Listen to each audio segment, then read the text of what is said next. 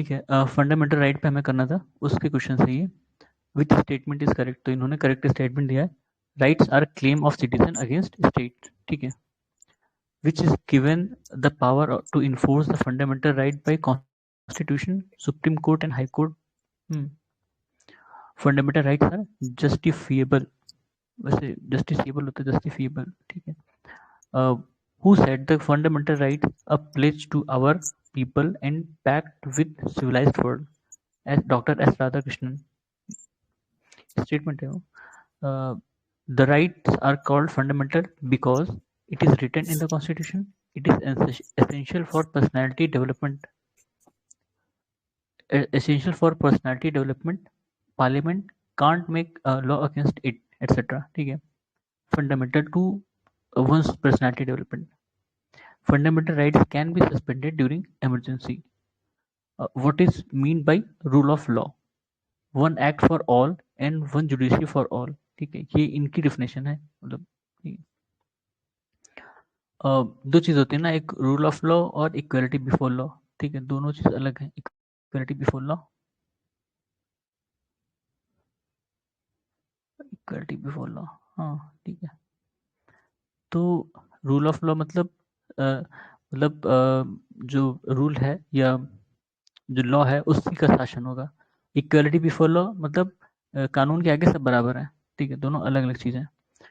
Which is the main function of rule of law? Limitation of powers, equality before law, liberty and civil right, ठीक है।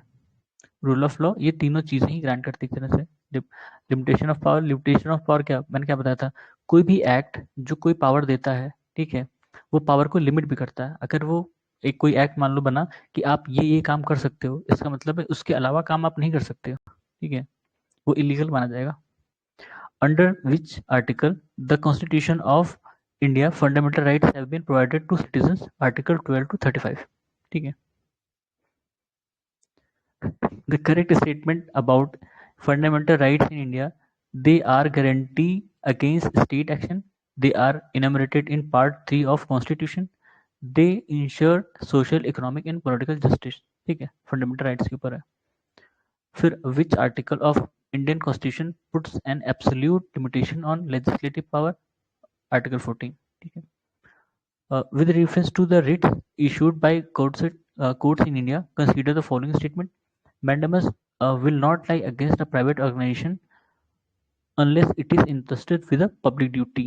Mandamus will not lie against a company even though it may be a government company. Any public-minded person can be a petitioner to move the court to obtain writ of quo warranto, ठीक है। इसमें से कौन सा correct statement है? तो पहला और तीसरा, ठीक है, दूसरा नहीं है। मतलब गवर्नमेंट कंपनी होगी तो वो लायबल है मैंडमस के लिए, ठीक है। क्वो वारंटो मतलब होता है बाय व्हाट अथॉरिटी, ठीक है। कोई भी अगर पब्लिक पोजीशन कोई ऑक्यूपाई करता है और वो मतलब इलीगली, या कह सकते हो कि वो क्वालिफाइड नहीं है उस पोस्ट के लिए, तो उसके लिए क्वो वारंटो इशू होता है, by what authority you are holding this position, ठीक है। मैंडमस मतलब होता है वी कमांड। वी कमांड मतलब कि जो जुडिशरी है उनको कमांड देती है कोई भी एक्शन करने के लिए वगैरह, ठीक है। फिर in which article of the constitution equal protection of law is provided, article 14। The right to equality is given by article 14, 15 और 16, ठीक है। ऑल्दो इसमें कुछ एक्सेप्शन दिए हैं 15 और 16 में, जैसे जो मार्जिनलाइज सेक्शन है, एसटी, एससी, ओबीसी, वुमेन के लिए अलग प्रोविजन बनाने के प्रावधान इसमें दिए हैं। या इकोनॉमिक, अभी हमने देखा था ईबीसी वाला कॉन्सेप्ट जो था, ठीक है, इकोनॉमिक बैकवर्डनेस, उसके लिए भी इसमें प्रावधान इंट्रोड्यूस किए गए हैं। Under which article of the Constitution reservation in admission to educational institution, including private unaided to OBC, ST, SC is made? Article 15(5), ठीक है। इनके अलावा अब नया इंट्रोड्यूस किया गया जो इकोनॉमिक बैकवर्ड क्लासेस हैं उनके लिए, ठीक है। Supreme court's judgement of Indira Sawhney versus union of India case is related to which regarding the issue of OBC reservation in government employment, ठीक है। मंडल कमीशन था जिसने रिकमेंडेशन दी थी, मंडल कमीशन था जिसने रिकमेंडेशन दी थी ओबीसी के लिए। मंडल कमीशन कब आता है? शायद 1984 के आसपास, 4 5 एग्जैक्टली मुझे नहीं आता है, 1984 या 85 ऐसे कुछ था, ठीक है। उसी के आसपास इसको बैठाया गया था मंडल कमीशन। फिर assertion or reason. The state can treat unequal differently with an objective of creating a level playing field in social, economic and political sphere. Among equal, the law should be equal and equally administered. ठीक है, दोनों statement जो है वो correct है और ये correct explanation है।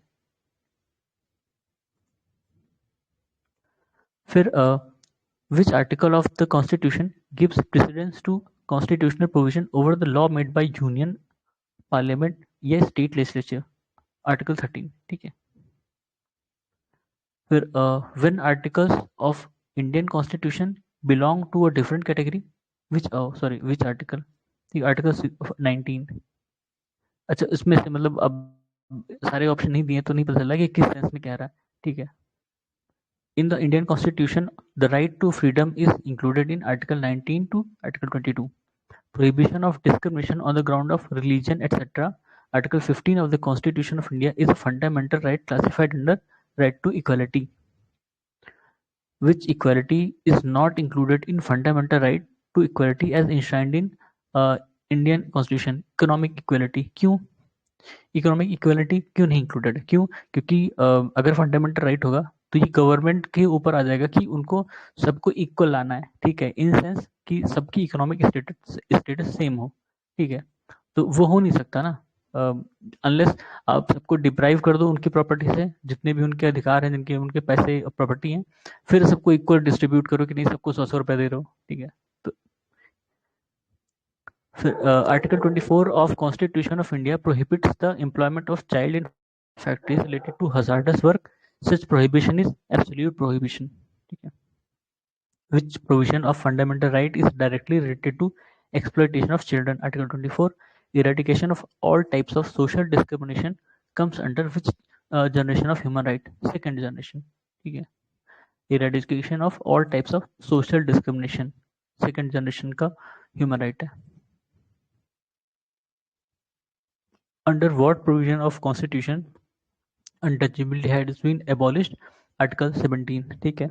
आर्टिकल 17 कहता है कि किसी भी तरह की डिस्क्रिमिनेशन नहीं होनी चाहिए, मतलब अनटचेबिलिटी वगैरह, लेकिन ये किसी तरह का पनिशमेंट भी वो नहीं करता, ठीक है। तो उसके लिए इसलिए कानून बनाए जाते हैं। Prohibition and abolishment of untouchability may be achieved by making laws, improving education, public awareness. Following are two statement assassination है। Untouchability is worst form of structural violence. Untouchability has been practiced in the name of religious sanctions, ठीक है। तो दोनों ही correct हैं और correct explanation भी है। हमारे यहाँ अनटचेबिलिटी का एक कारण रिलीजन ही है, ठीक है। Which fundamental right was amended as a result of the decision of Supreme Court in India in State of Madras versus Champakam Durai Rajan, right against discrimination, ठीक है। Which article of the Constitution of India is related with the freedom of press? Article 19, although ये mention नहीं है, लेकिन क्योंकि freedom of expression उसमें है, ठीक है, तो इसलिए माना जाता है कि प्रेस का जो फ्रीडम है उसी से। प्रेस के लिए कई जगह अलग कानून बनाए गए हैं पर इंडिया में ऐसा नहीं है। Under which article scheduled caste and scheduled tribes have been granted fundamental socio-economic, political and cultural rights? Article 17. Which categories of fundamental rights incorporated protection against untouchability as a form of discrimination? ठीक है, right to equality, Article 17 वही था ना। Indian Constitution does not give right to freedom of press, but it is included in Article 19 1A, ठीक है। Right to press जैसे भी मैंने बताया था कि उसके लिए कोई स्पेसिफिक कानून या आर्टिकल नहीं है, लेकिन वो जो मतलब आर्टिकल 19 1A जो फ्रीडम ऑफ एक्सप्रेशन का है उसमें ही इंक्लूडेड है। Freedom of newspapers is included, वही है। Article which article of the Constitution of Indian Republic related to protection of life and personal liberty? Article 21. Which article of the Indian Constitution protects person's right to travel abroad article 21, ठीक है, वही article 21 आपका right to life और personal liberty, दो चीज़ें हैं उसमें। Which right is available under article 19(1)(d) read with article 22 right to privacy, ठीक है, which does not fall within the purview of Article 21 capital punishment, which are envisaged by right against exploitation in Constitution of India, prohibition of traffic in human being and forced labor, prohibition of employment of children in factories and mines, ठीक है, दो चीजें, right against exploitation। फिर the provision of right to freedom of religion includes, क्या क्या include करता है, freedom of propagation of religion, मतलब आप अपने धर्म का प्रचार प्रसार कर सकते हो, ठीक है, ये आपका मतलब फ्रीडम ऑफ रिलीजन है। Right to wear and carry kirpan by Sikh, ठीक है, सिख अपन, क्योंकि वो सिख धर्म का एक अहम अंग है, इसलिए वो कृपाण, वो जो छोटी सी चाकू टाइप की होती है, वो कैरी कर सकते हैं, ठीक है। State's right to make laws for social reform etcetera, ठीक है, स्टेट, जैसे अभी हमने देखा ट्रिपल तलाक वगैरह पे कानून आया, तो वो स्टेट बना सकता है, ठीक, या अपने यहाँ हिंदू मैरिज एक्ट वो बने थे, ठीक है, रिफॉर्मेशन के लिए हिंदू मैरिज एक्ट, हाँ, तो ये सब चीजें स्टेट कर सकता है। फिर article according to article 25 of the constitution, right to freedom of religion is not subjected to humanism, ठीक है, मतलब आप ह्यूमनिज्म के बेसिस पर उनके जो मतलब फ्रीडम, रिलीजियस फ्रीडम है उसको कर्व नहीं कर सकते, कि आपको लग रहा है कि नहीं ये इरेशनल है तो इसको नहीं करना चाहिए, ठीक है, वो नहीं कर सकते आप। What are the restrictions in the freedom to manage religious affair in Article 26 of Constitution? Public order, morality, health, etc. ठीक है, तो कुछ रिलीजियस प्रैक्टिसेस जो पब्लिक ऑर्डर, मॉरलिटी और हेल्थ को इफेक्ट करें, उनको कर्व कर सकती है कौन, गवर्नमेंट, ठीक है। Under which article of Indian constitution wearing the kirpans by Sikh, वही article 25। Article 30 provides freedom of establishment of and administration of education institution by minorities। यहाँ काटा गया 29 था क्या, एग्जैक्ट मुझे भी नहीं याद है। फ्रीडम मतलब एजुकेशन इंस्टीट्यूट को बनाना और उनको मैनेज करना माइनॉरिटी के द्वारा, ये आर्टिकल इसमें 30 लिखा हुआ है, ठीक है, देखते हैं आगे शायद देखो। Which article of the Constitution protect the right of minorities to establish, अच्छा हाँ 30, establish administered educational institution of their choice, Article 30 right of minorities to establish administered education institutions, ठीक है। Given below are two statements, one is अच्छा assertion reason है, Article 30 of the Constitution of India does not define the term minorities, सही है, मतलब constitution में कहीं भी माइनॉरिटीज डिफाइन नहीं है, ऑल द मेंशन है कौन कौन से, रिलीजियस और लिंग्विस्टिक माइनॉरिटी, ठीक है, constitution recognise only linguistic and religious minorities, ठीक है, दोनों स्टेटमेंट ट्रू है पर एक्सप्लेनेशन सही नहीं है, ठीक है, स्टेटमेंट अपने आप में दोनों सही है, लिंग्विस्टिक और रिलीजियस माइनॉरिटी का मेंशन है, लेकिन माइनॉरिटी कहीं भी डिफाइन नहीं है कि किसको या कितने परसेंटेज को माइनॉरिटी कहा जाएगा।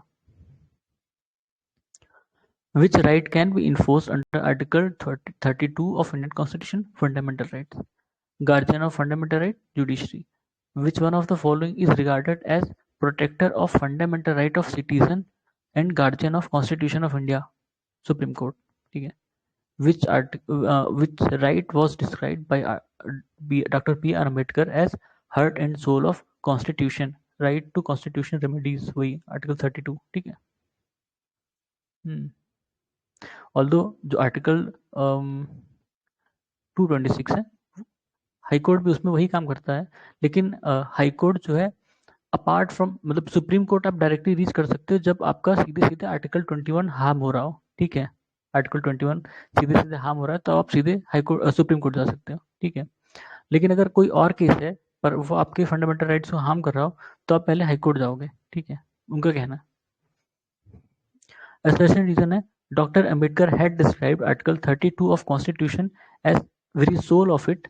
Article 32 provides an effective remedy against violation of fundamental rights, ठीक है, दोनों ही करेक्ट स्टेटमेंट है और करेक्ट एक्सप्लेनेशन है। Which of the following writs can be issued by High Court to secure the liberty of individual? Habeas corpus. the writ which may be filed for protection of right to personal freedom habeas corpus। फिर correct match करना है, अभी already correct match है, तो इसमें से क्या है, article 16(2) no person can be discriminated against the matter of public appointment on ground of race religion caste. तो मतलब देखो मैंने क्या कहा था कि जो लॉ एम्पावर करता है वो आपको लिमिट भी करता है, ठीक है, क्योंकि इसमें मेंशन है कि रेस रिलीजन कास्ट के बेसिस पर डिस्क्रिमिनेशन नहीं हो सकता, इसका मतलब अदर ग्राउंड्स पर आप डिस्क्रिमिनेशन कर सकते हो, ठीक है, जैसे प्लेस ऑफ रेजिडेंस के केस में, ठीक है, प्लेस ऑफ रेजिडेंस। हाँ, फिर article 29(2) no person shall be denied admission into any educational institution maintained by state और receiving state aid on the ground of religion, race, caste, language और any of them, ठीक है, मतलब in religion, race, language और इन सब के case में वो आप डिस्क्रिमिनेशन नहीं कर सकते हो, किसी भी कोई इंस्टीट्यूशन जिसको गवर्नमेंट एड मिल रही हो, ठीक है। Article 31 all minorities whether based on religion or language shall have right to establish and administer educational institution of their choice। article 31(1) no person shall be deprived of his property save by authority of law, ठीक है, ये article खत्म किया जा चुका है, ठीक है, ये 31 हटा दिया गया ना, अमेंडमेंट 44, ठीक है, कॉन्स्टिट्यूशन अमेंडमेंट 44 से हटाया गया था ना यही।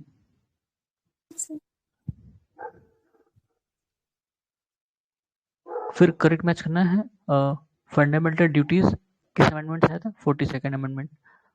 Parliament can amend fundamental rights, Kesavananda Bharati case, doctrine of basic structure, ये भी उसी में था, ठीक है, थ्योरी, मिनर्वा मिल केस में भी इसको इन्फोर्स किया गया था पर वो आया उसमें भी था, ठीक है, prohibition of trafficking in human being, article 23 of constitution, ठीक है, फिर abolition of titles, article 18, freedom to manage religious affairs, article 26, और protection of language of minorities, article 29, right to education, article 21(a), ये बाद में ऐड किया गया था, हाँ, अमेंडमेंट से। कौन सा था अमेंडमेंट, 86 ना, Yes. 86 amendment. The scope of Article 21 of the Constitution was expanded to include right to education because of the decision of court in case of उन्नी कृष्णन वर्सेस आंध्र प्रदेश, ठीक है, आर्टिकल 21 में जो बाद में राइट टू एजुकेशन जोड़ा गया, ये आर्टिकल 21 ने कौन से केस आया था, उन्नी कृष्णन वर्सेस आंध्र प्रदेश, ठीक है, ईयर इसमें नहीं मेंशन है, तो मेरे ख्याल से 1990s वाले उसमें रहा होगा ये। By case parliament got the right to amend fundamental rights, Kesavananda Bharati case, ठीक है, इसमें कहा, सुप्रीम कोर्ट ने कहा कि मतलब पार्लियामेंट जो है फंडामेंटल राइट्स को अमेंड कर सकती है, उनको इनरिच करने के लिए, उनको एब्रोगेट करने के लिए नहीं, प्लस उनकी जो लिमिटेशन है वो उन्होंने सेट की थी कि जो बेसिक स्ट्रक्चर है उसको चेंज नहीं कर सकते हैं, ठीक है, तो और बेसिक स्ट्रक्चर क्या है वो सुप्रीम कोर्ट खुद डिफाइन करेगी कि क्या क्या चीज़ें कॉन्स्टिट्यूट करती हैं बेसिक स्ट्रक्चर को, तो उसमें कई सारी चीज़ें थी, ठीक है। The correct chronological order of following judgement dealing with fundamental rights, तो इसमें क्रोनोलॉजिकल ऑर्डर में लिखा गया है, A K Gopalan versus state of Madras 1950, Golaknath versus state of Punjab 1967, Kesavananda Bharati versus state of Kerala 1973, Minerva Mills versus union of India 1980, ठीक है, सीक्वेंस अच्छा है, याद कर लीजिएगा। हाँ, इनका आउटकम भी कि किस चीज़ से इसमें क्या फाइनल आउटकम था। The Supreme Court of India has propounded the doctrine of basic structure, the Keshavnath Bharati versus Kerala, हाँ अभी हमने देखा था 1973। Right to property is legal right, क्यों फंडामेंटल राइट नहीं रहा ये, इसको हटा दिया गया था किसमें, 44th कॉन्स्टिट्यूशन अमेंडमेंट पे, which is not a fundamental right, right to property. Indian constitution does not grant which right of equal shelter, मतलब ऑप्शंस में रहा होगा ये, which is not a fundamental right granted by Indian Constitution to citizens, right to information, ठीक है, right to information act से आया है, ठीक है, कॉन्स्टिट्यूशन से नहीं आया है, 2005 में था। Which right is available to all persons under Indian Constitution? Right to equal protection of law. ये options मेरा होगा. The fundamental right available to Indian citizen but not to aliens. Freedom of speech and expression. Right of minorities. और भी हैं. और भी कौन से हैं जो इंडियंस को हैं पर फ्रेंडली एलियंस को नहीं है. एलियंस भी दो तरह के होते हैं ना. एक मतलब एलियंस मतलब कि जो इंडियन नहीं है, तो एक फ्रेंडली होते हैं, एक एनिमी होते हैं. एक फ्रेंडली फ्रेंडली को और एक कुछ, एनिमी वाला होता है क्या? हाँ, और फ्रेंडली को कुछ अधिकार है, एनिमी को तो वो भी नहीं है. हाँ एनिमी फिर को आर्टिकल 22 नहीं होता है. हाँ 22 नहीं मिलता उसको. और जो इंडियंस बाकी को मिलते हैं वो 15, 16, 19 और 29, कौन सा 30. 29. उसके अलावा वो मतलब फॉरेनर्स को भी है और इंडियंस को भी है. यस. अच्छा, ये जो क्वेश्चन है which is not a fundamental right granted by the Indian constitution to the citizens, right to information तो आता है ना आर्टिकल 19 के अंदर.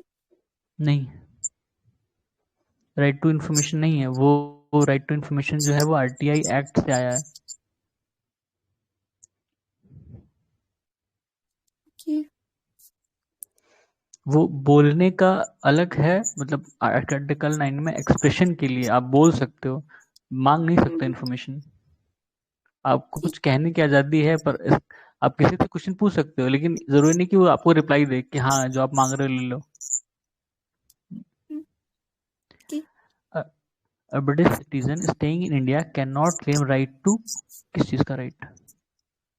Freedom of trade and profession. Anjali ma'am आपका माइक बहुत आवाज करता है.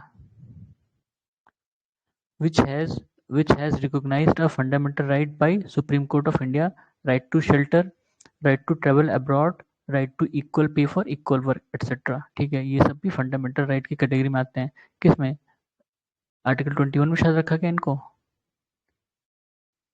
हाँ, समय समय पर कई सारे ऐसे राइट्स सुप्रीम कोर्ट ने आर्टिकल 21 के अंदर डिफाइन किए हैं. ठीक है, right to clean air, right to clean environment, ये सब भी आजकल देखने को मिलते हैं. Supreme court has held that hosting national flag atop private building is a fundamental right to every citizen under article 19(1)(a), मतलब वही एक्सप्रेशन वाला. Which article of Constitution of India safeguard one's right to marry the other person one's choice? Article 21. Which fundamental right is not available to foreign citizen? Right of freedom expression. Which right are not available to all persons? Which are not available to all persons in India? Right against discrimination. Freedom to movement freely through the country. Right to contest election. Rights are not available to all persons. अच्छा, to all persons. ठीक है, all persons might include alien citizens also. इसमें citizen नहीं कह रहा, all persons कह रहा है. ठीक है, तो all persons में दोनों ही आ सकते हैं, इंडियंस और नॉन इंडियंस भी. ठीक. Which right conferred by Constitution of India is also available to non citizens? देखो, जब राइट्स की बात आएगी तो सिटीजन नॉन सिटीजन में डिफरेंशिएट करेंगे. अगर पर्सन्स कर रहा है तो दोनों को इंक्लूड कर रहा है इसका मतलब. ठीक है, राइट टू कॉन्स्टिट्यूशन रेमेडीज, ये मतलब नॉन सिटीजन को भी अवेलेबल है. Article 32. Which of the following articles read with the word socialist used in preamble of the Constitution enabled the Supreme Court to deduce a fundamental right to equal pay for equal work? Article 14 or Article 16? Which article of the Indian Constitution guarantees equality of opportunity to all citizens of India in matters relating to public employment? Article 16(1) or 16(2)? ठीक है, फिर provision of reservation of OBCs is made in the constitution under which article? Article 15 का 4th और 16 का 4th. ठीक है, बाद में इसमें EBC भी जोड़ा गया है ना, इकोनॉमिकली बैकवर्ड क्लास वाला. Yes. Which is not a part of Article 20 of Constitution, prohibition against torture. ठीक है, obviously. Constitution of India recognize religious and linguistic minorities. Right to education to all children between age group 6 to 14 years is a fundamental right. ठीक है, वो article 21A वाला. हाँ. फिर which is correct statement assertion है और reason है। तो assertion में क्या बोल रहा है? The state shall provide free and compulsory education to all children of age group of 6 to 14. Reason क्या है? In a democratic society, right to education is indispensable in the interpretation of the right to development as human right. ठीक है, अब इतना complex अगर reasoning कर रहा है तो वो करेक्ट एक्सप्लेनेशन ही है एक तरह से। ठीक है, तो स्टेटमेंट दोनों ही करेक्ट है और ये करेक्ट एक्सप्लेनेशन भी है।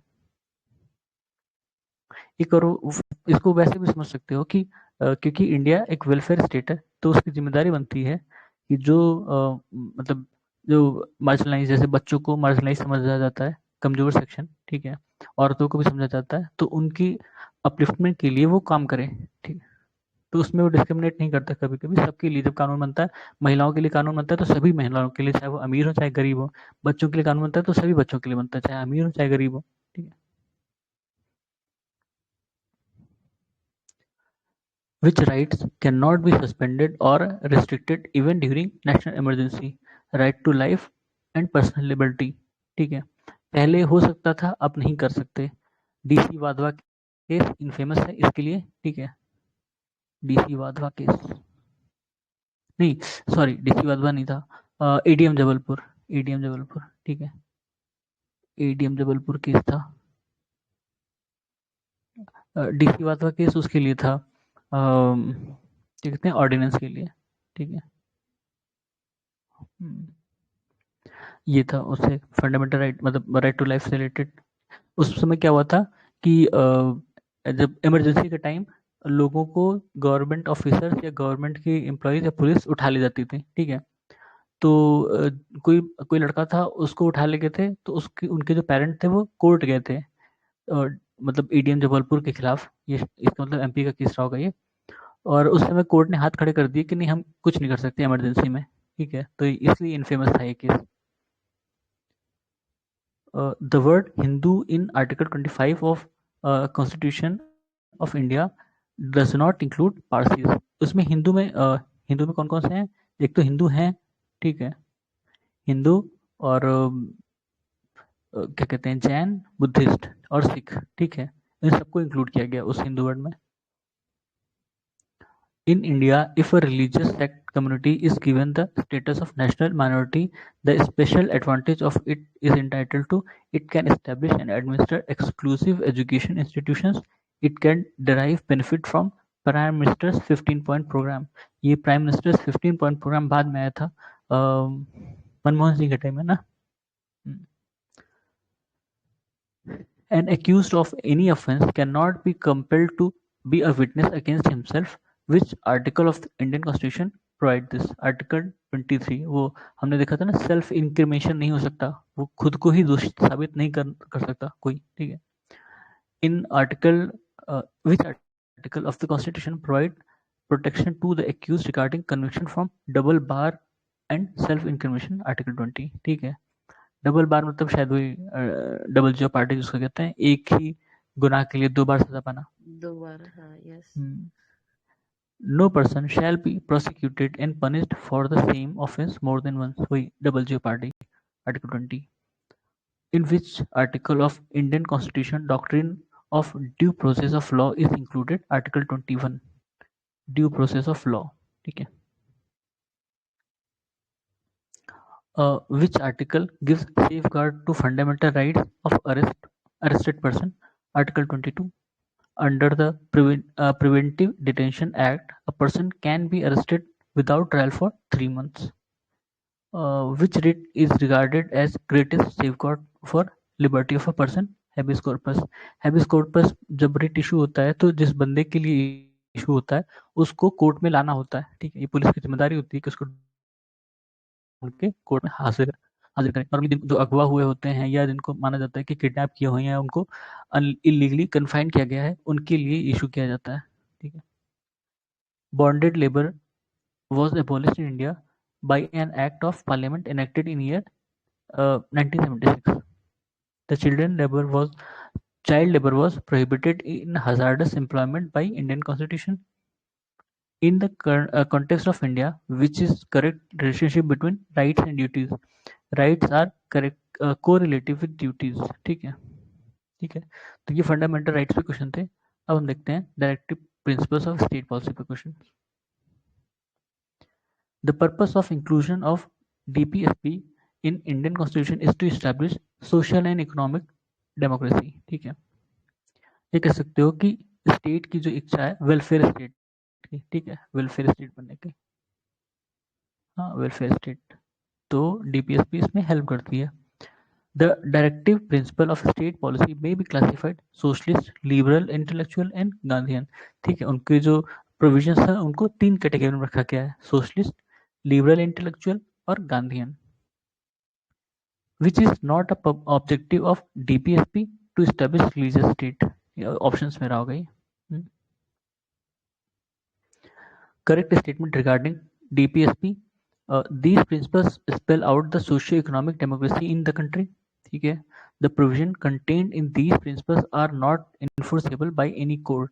ये भी सही है, दोनों स्टेटमेंट सही है। ठीक है, उसमें कोई भी आर्टिकल है डीपीएसपी में वो कोर्ट नहीं इन्फोर्स कर सकता। ठीक है, उनका यूज करके जो स्टेट गवर्नमेंट या सेंट्रल गवर्नमेंट पॉलिसीज बनाती है, बना सकती है, उनको जस्टिफाई किया जा सकता है। ठीक है, कोर्ट में वो अप्रूव हो सकते हैं, मतलब अगर वो कभी कभी फंडामेंटल राइट को भी अगर वायलेट कर रहे हैं ग्रेटर गुड के लिए सोसाइटी की, तो भी उनको अप्रूव किया जा सकता है, मतलब वैलिड उनको करार देते हैं। With reference to the provisions contained in part 4 of Indian constitution, which statement is correct? They shall not be enforceable by any court, ये तो था। The principle laid down in this part are to influence the making of law by state. ठीक है, अगर वो नहीं state नहीं follow करता है उसको, तो भी स्टेट को भी सजा नहीं मिलेगी कि नहीं आपने ये पॉलिसी नहीं बनाई। ठीक है, the idea of India as welfare state is found in preamble of the constitution, DPSP. ठीक है, दो चीजों में टेक्निक मिलता है। With reference to the Constitution of India, DPSP constitute limitation upon legislative function, executive function। ठीक है, कह रहा है नाइदर, मतलब दोनों पे नहीं करता, दोनों पे नहीं, किसी पे भी लिमिटेशन नहीं इम्पोज कर रहा है वो।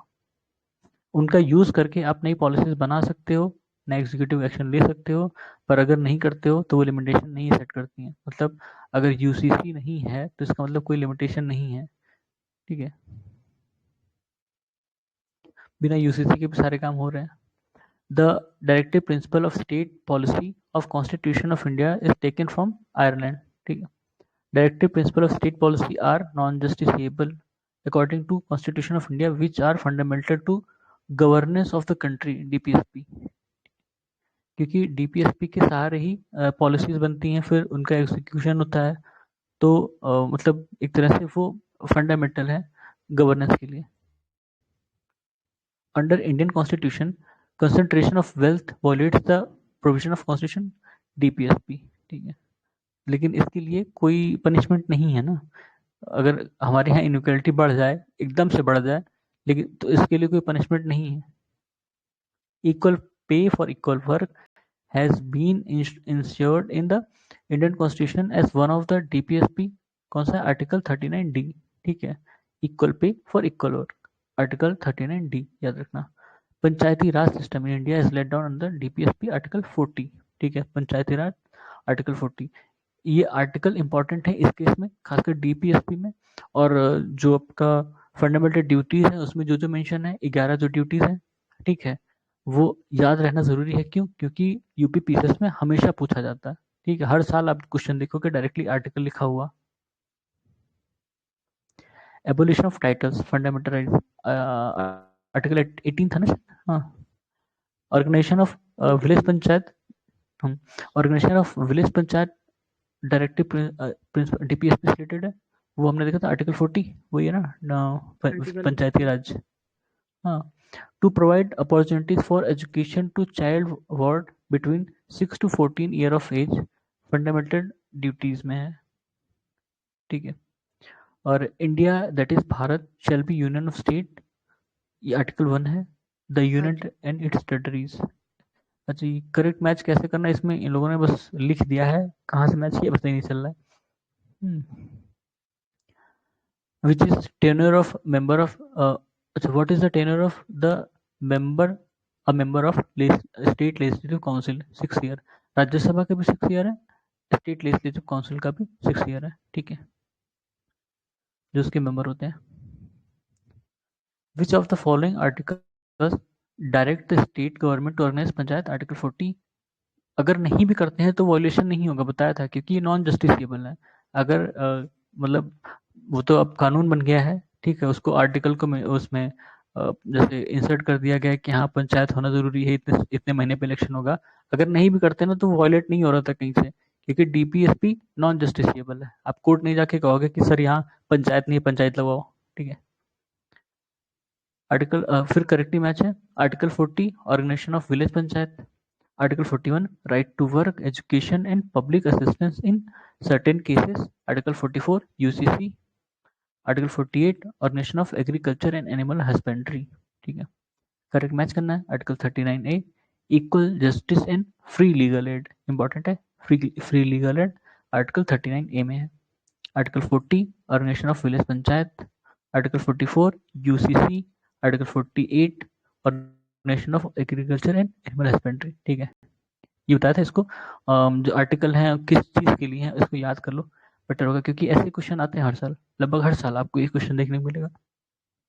एसर्शन है, रीजन है, मनरेगा is providing employment to at least one member of eligible household for a minimum period of 100 days in a year, ठीक है। Right to employment is enumerated in part 3 of constitution. Part 3 में नहीं है ना, fundamental right में नहीं है, part 3 में तो फंडामेंटल राइट्स है, ठीक है, पार्ट 4 में है। मतलब डीपीएसपी में है ना, तो ये तो गलत है, ये सही है। As per article 300 of constitution of India, legal name for government of India is the union of India, ठीक है। Which article of DPSP deals with promotion of international peace and security? मुझे पहले लगा था ये बेकार चीज़ है, लेकिन ये मेंशन है आर्टिकल 51 में।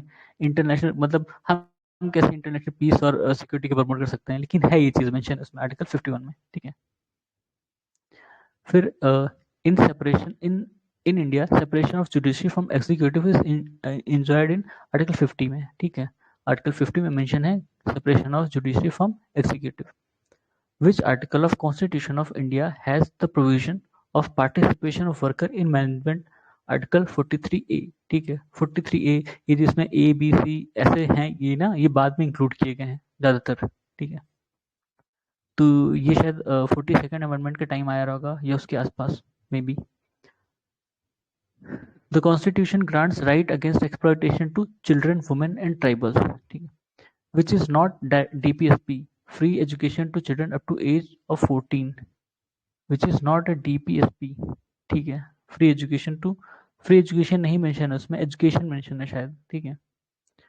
इन which the provision of protection and improvement of environment and safeguarding of forest and wildlife are. Criteria है 0 to 6 years वाला 0 डीपीएसपी to 6 है ना।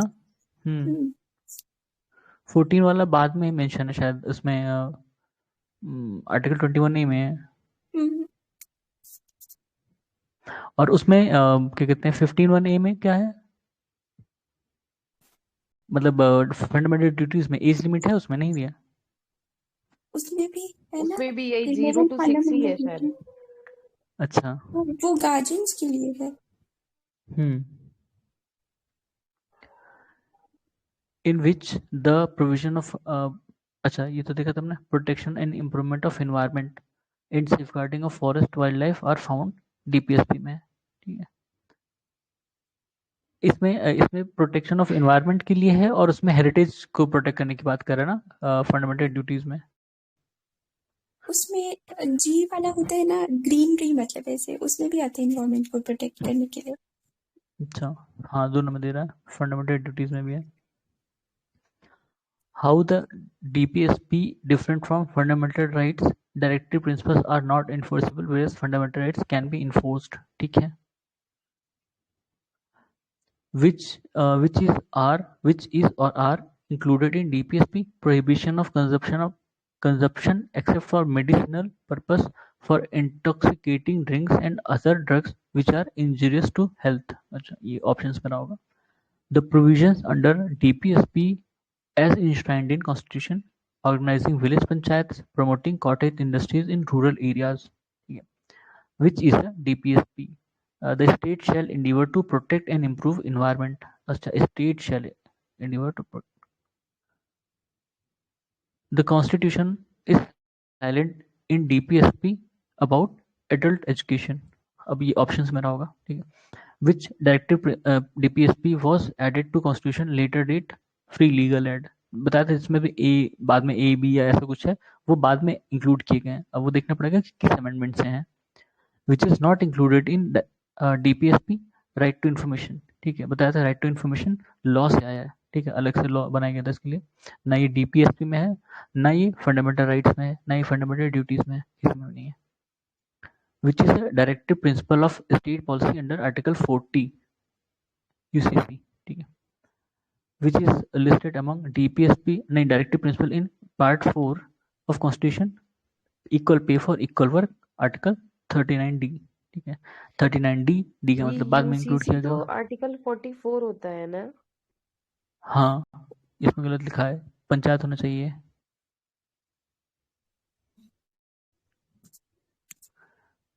Which is a directive. अच्छा, गलत लिखा है. 44 होगा या तो 44 होना चाहिए या ये पंचायत होना चाहिए.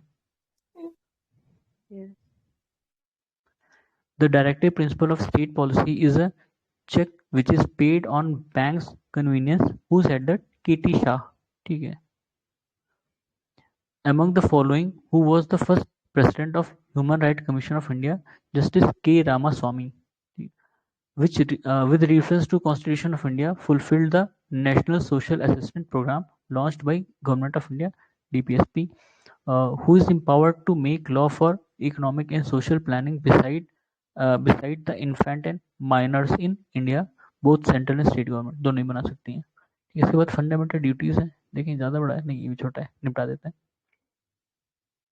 Under the Constitution of India, which duty is not fundamental? To vote in general, मतलब ऑप्शंस में रहा होगा ये, to vote in general election. ठीक है. Which of the following statement is are true of fundamental duties of Indian citizen? A citizen, क्या है? A legislative process has been provided to enforce these duties. They are correlative to legal duties. दोनों ही incorrect है. ठीक है, इनमें से कोई भी सही नहीं है स्टेटमेंट.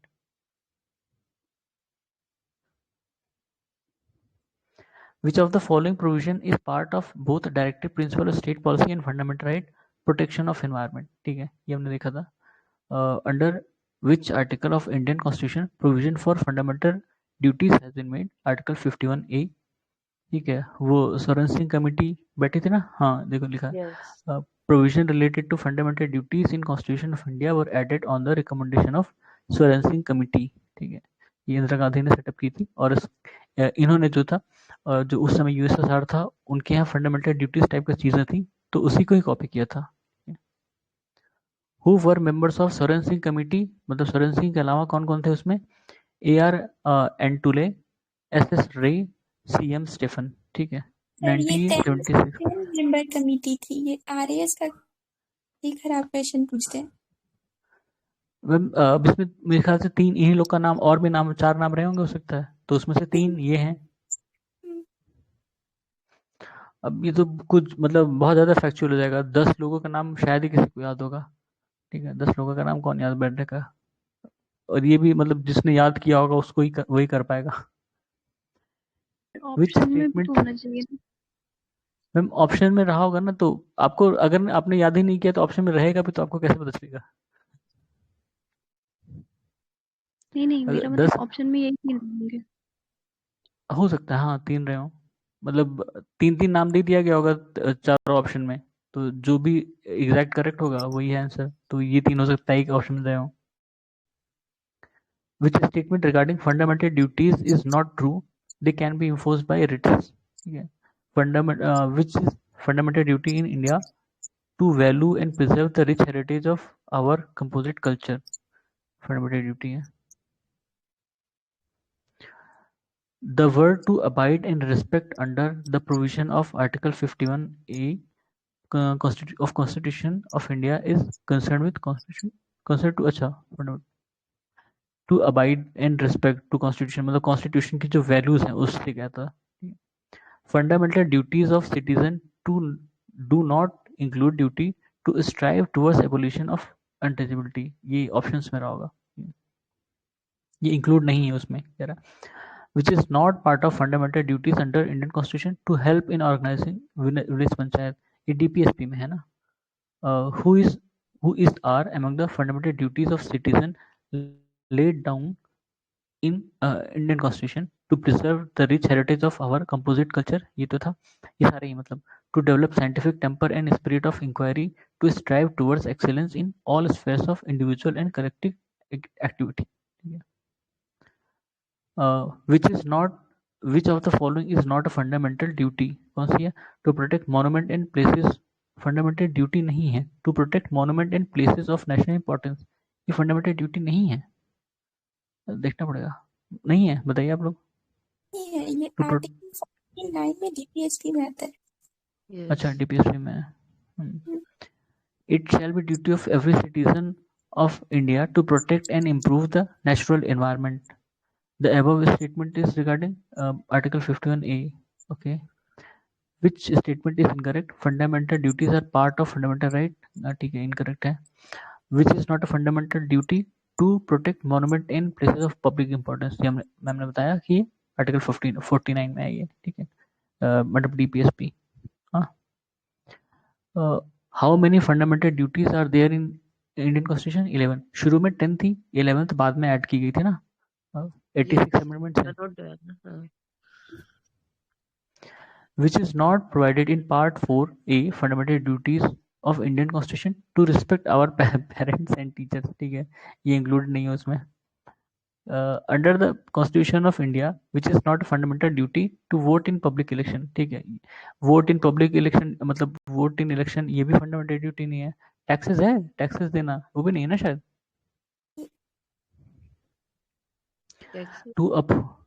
टैक्सेस देना, हाँ वो लीगल ड्यूटी है, मतलब फंडामेंटल ड्यूटी नहीं है. To uphold and protect sovereignty, unity and integrity of India is provision made in fundamental duties. फिर लिस्ट 1 है सब्जेक्ट और लिस्ट 2 है रिलेटेड आर्टिकल या कॉन्स्टिट्यूशन, मतलब कॉन्स्टिट्यूशन के article. To foster respect for international law, ठीक है. To have compensation for living creature, compassion not compassion, ठीक है. To develop spirit of inquiry and reform, to separate judiciary from executive in public service of state, ठीक है. Articles सामने लिखे हुए हैं, ठीक. इंटरनेशनल लॉ के लिए article 51C, compassion for living creature के लिए 51A का G, ठीक है. और to develop spirit of inquiry and reform 51A का H, और सेपरेट जुडिशरी आर्टिकल 50, ये DPSP का पार्ट था, ठीक है. तो नेक्स्ट में हम शुरू करेंगे प्रेसिडेंट से. तब तक के लिए धन्यवाद.